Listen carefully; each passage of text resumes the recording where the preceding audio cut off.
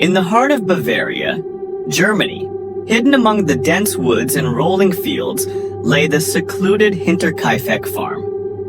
It was early 1922, and this farm, like many others in the area, was modest yet brimming with life.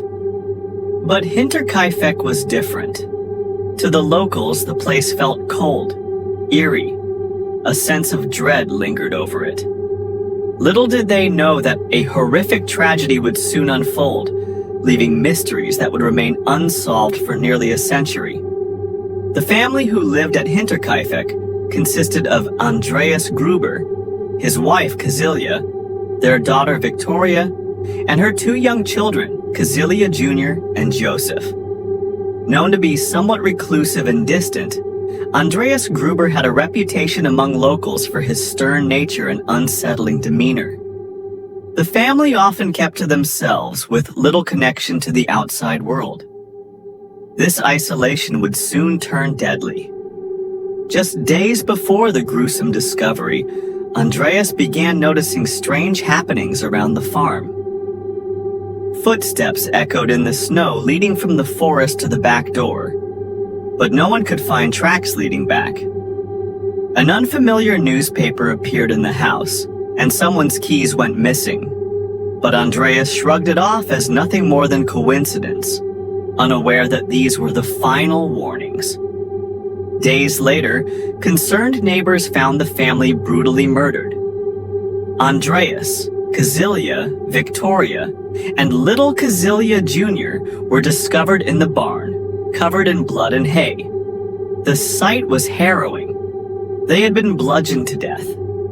Inside the house, Joseph, the infant, and the maid were found similarly brutalized. Whoever had committed these heinous acts had remained in the house, taking care of the livestock for days after the murders. In the wake of the tragedy, investigators scoured Hinterkaifeck for clues, but found little. Many theories emerged. Some believed it was a revenge killing, others a crime of passion, or perhaps a robbery gone wrong.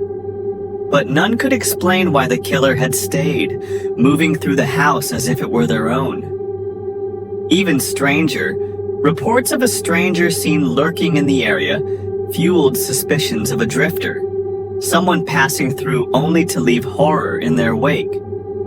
Some began to speculate about supernatural involvement.